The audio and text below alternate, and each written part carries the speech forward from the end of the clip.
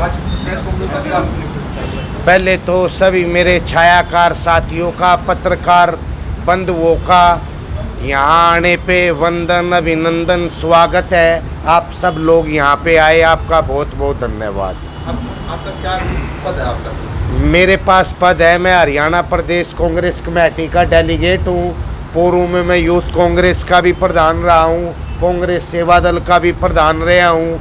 और आज आप सब साथियों को यहाँ बुलाने का मेन उद्देश्य है कि 2009 के अंदर चौधरी भूपेंद्र सिंह हुड्डा जी ने जो परावर की ज़मीन है वो ज़मीन गौड़ संस्था को दी थी, गौड़ संस्था को दी थी। लेकिन इस सरकार की मंशा शुरू से ही ब्राह्मणों के लिए गलत है।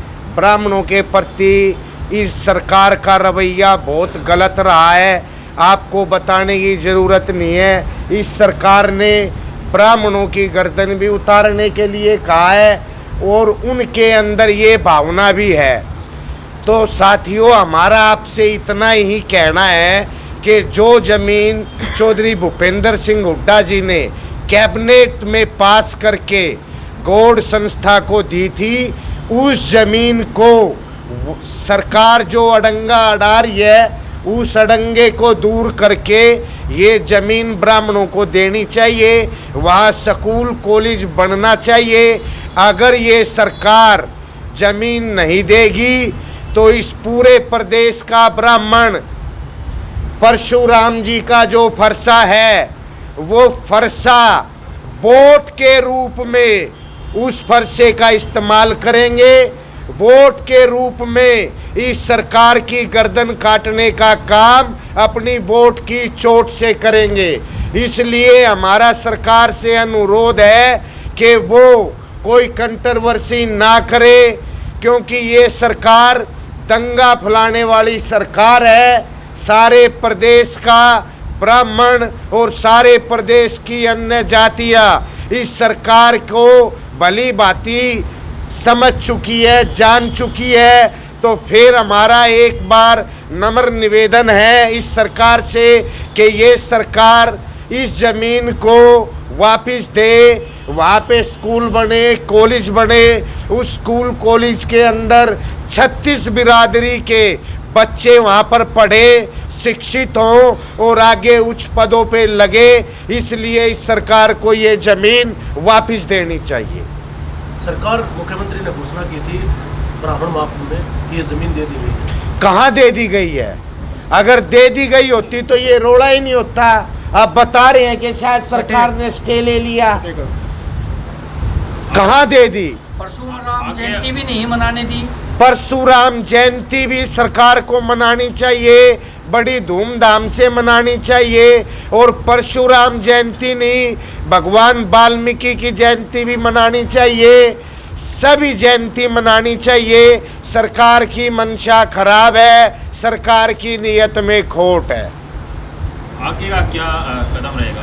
आगे का कदम ये है, अगर सरकार ये ज़मीन नहीं देती तो अगर हमारे को कोई शांति से कोई एजिटेशन करना पड़ा, कोई प्रदर्शन करना पड़ा, तो हम सभी ब्राह्मण भाई मिलके और ब्राह्मण भाई ने मेरी अपील है कि 36 बिरादरी इसमें शामिल होके इस सरकार के खिलाफ अपनी आवाज़ को बुलंद करे। और एक बात और मैं आपको कहना चाहता हूँ, मैं कोई ये नहीं पार्टी की तरफ से नहीं कहना चाहता, लेकिन हमारे को ये पूर्ण विश्वास है बीजेपी की सरकार जाने वाली है और चौधरी भूपेंद्र सिंह हुड्डा जी के नेतृत्व में हरियाणा में कांग्रेस की सरकार बनने जा रही है। अगर ये ज़मीन बीजेपी की सरकार नहीं देगी तो हम चौधरी भूपेंद्र सिंह हुड्डा जी से भी मिलेंगे और उनसे ये अपील करेंगे कि जब आप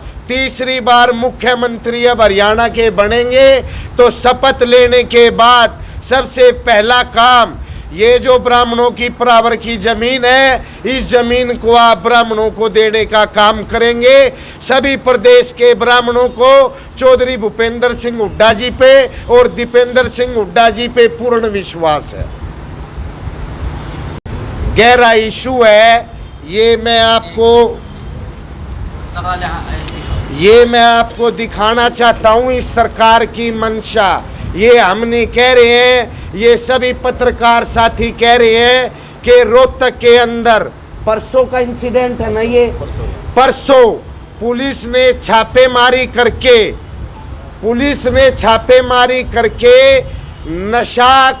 जो नशा बेचते हैं उनको पकड़ा था। और भारतीय जनता पार्टी, इनकी जो गुंडागर्दी चल रही है, इन्होंने जो नशा बेचते हैं उनके समर्थन में पुलिस थाने का घेराव किया, पुलिस के ऊपर प्रेशर बनाया। और जिस एसएचओ ने, जिन्होंने ये काम किया था, आज रोहतक शहर का युवा नशे के गर्त में गिरता जा रहा है।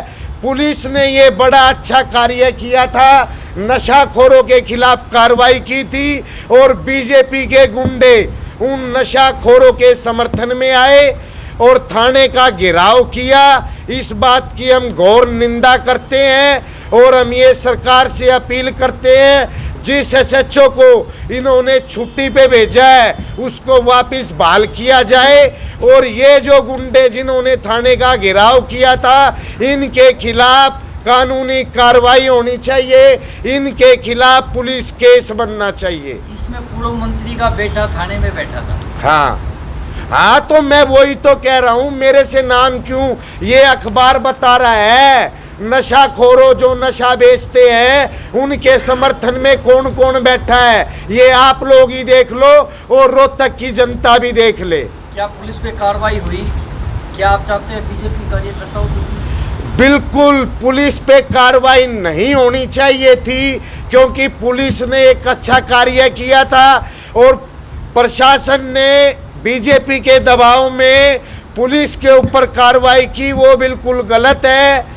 वैसे तो मुख्यमंत्री जी कहते हैं जो नशा बेचेगा हम बुलडोजर चला देंगे।